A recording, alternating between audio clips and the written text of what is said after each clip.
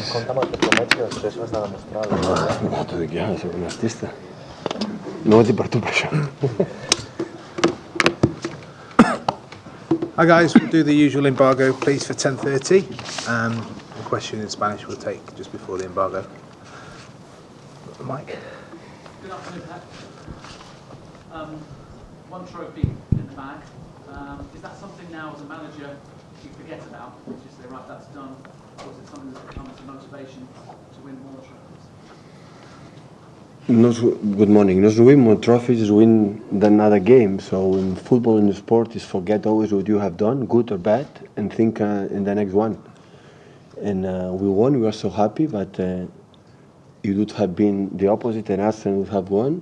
So let's think about in tomorrow game. So that is what it is. And at the end of the season, in May, in summertime, we are going to think how was the season, the good moments and the bad moments. But in your experience with your players that have won things before, does that become something that relaxes them because they have won one? That's the pressure But I don't think so. So in the fact we are fighting for the most important title of the season by far is the Premier League, more than Champions League, more than FA Cup, more than Carabao Cup. Of course, it's enough argument to be focused, to still focus, and because our next 6 fixtures are terrible in terms of the quality of the opponents. We have 4 games away, and of course we have in a good position, but it's not already done. We have to win still 6 games.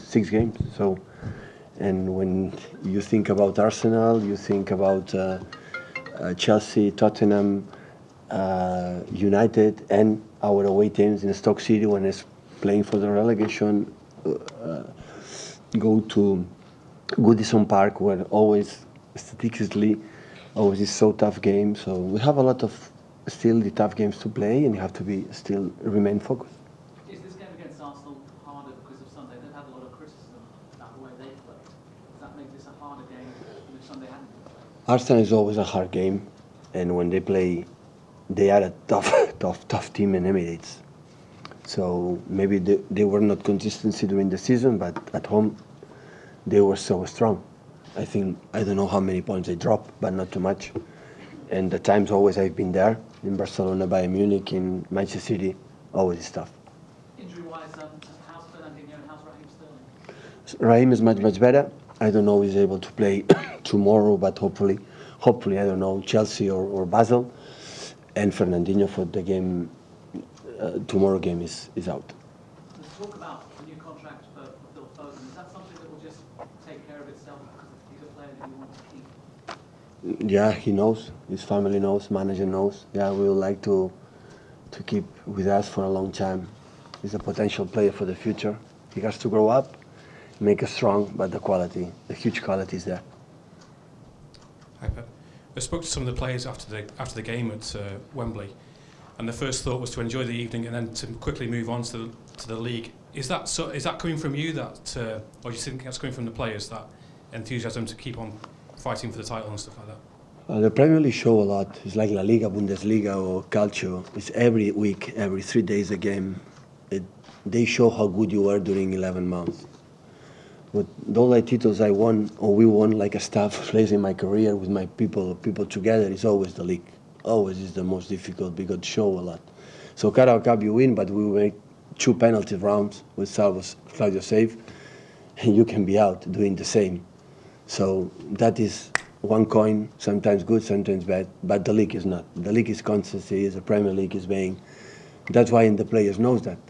The players know exactly how important is the league for the club, for our future. And of course we have to be focused, because we will be focused, we were always focused during the season, but you know how tough it will be until the end of the season. And just in terms of Fernandinho being unavailable, Yaya's not been involved much recently. Could he come straight back into the team? Depends on him. It's simple like that. It depends on him. What does he need to do? Depends on him. He's coming back who he is, he's going to play. He's fit and he's... Yeah. Hi Pep, I know you spoke at length on Sunday about the yellow ribbon, but has there been any contact since between you and the FA about that matter? No, but of course I'm going to write the letter, I'm going to explain our position, but the same. I am available for the FA, absolutely. So there's no problem. Okay, any more questions for the embargo? Okay, take one in Spanish, please. Hola, Pep, bon dia. Et volia preguntar quin record tenies tens del Quini com a jugador quan tu eres petit i en aquesta última etapa si havíeu coincidit. Bé, jo tinc poc record. Com a jugador el recordo poc perquè jo molt petit, jo no solia anar al camp del Barça perquè els pares no eren socis, per tant hi anava molt de tant en tant, però em va agafar molt jove. Vaig coincidir amb ell quan ja era entrenador del Barça. Tot el que he llegit en aquestes últimes hores em sembla que és la sensació que vaig tenir quan vaig coincidir amb ell, però sobretot em quedo el que primer José Ramón Alessanco, el Tali, probablement l'exemple de com ha de ser un capità. Ell em va explicar molt i molt sobre ell, i després amb el Luis Enrique i el Pito Abelardo, que vam coincidir, doncs també a través d'ells he conegut probablement o he entès una mica la figura d'en Quini, però evidentment no vaig coincidir perquè per conèixer has d'estar amb ells. Em guio més amb tres persones com aquestes que t'he dit, que el van conèixer molt i em van explicar tot el que la gent està dient durant aquestes hores. Una molt forta abraçada a la seva família, que descansi en pau i que evidentment de les persones no hi ha dubte que han fet el que és ara el futbol espanyol, i per tant content doncs que Gijón, la seva terra, li faci l'homenatge que es mereix. Yesterday, unfortunately, the former Spanish player Kini passed away. What are your memories of him if you meet him when you were in Barcelona? Well, to be honest, I have very few memories of him because when he was playing I was very little. I didn't used to go to Camp Nou that often, but then I met him when I was a manager there at FC Barcelona, and everything I read in the last few hours and also the feeling I had when I met him and also what other players told me, like Alexanco, the former FC Barcelona captain, and other players like Abelardo, Luis Enrique, I learned thanks to them how he was, how Kini was, and understand the kind of person he was. And everything I know from him is thanks to those guys, what they told me about him. So just send a warm regard to his family. He's obviously one of the players who helped to build what Spanish football is nowadays, and he deserves all the tributes and celebrations in Gijón, in his local town, about him. Hola, Pep.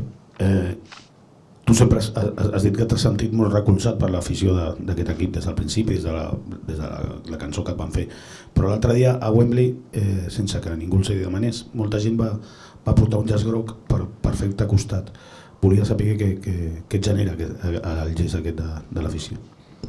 Doncs un sentiment de pertany a alguna cosa, d'agraïment. Ells no han de per què estar involucrats perquè és un altre país, però molt contents de que la gent entengui la situació de 4 persones, doncs estan en pressió preventiva. Agraïment absolut. How does it make you feel the fact that Manchester City fans wear yellow ribbons to support you the other day in Wembley, for instance?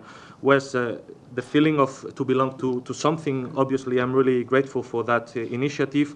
They don't have to do it, and because it's obviously another country, and yet they did that. So that makes me really happy because that makes people understand the situation, what's going on. People in preventive prison in Spain. So 100% grateful to them.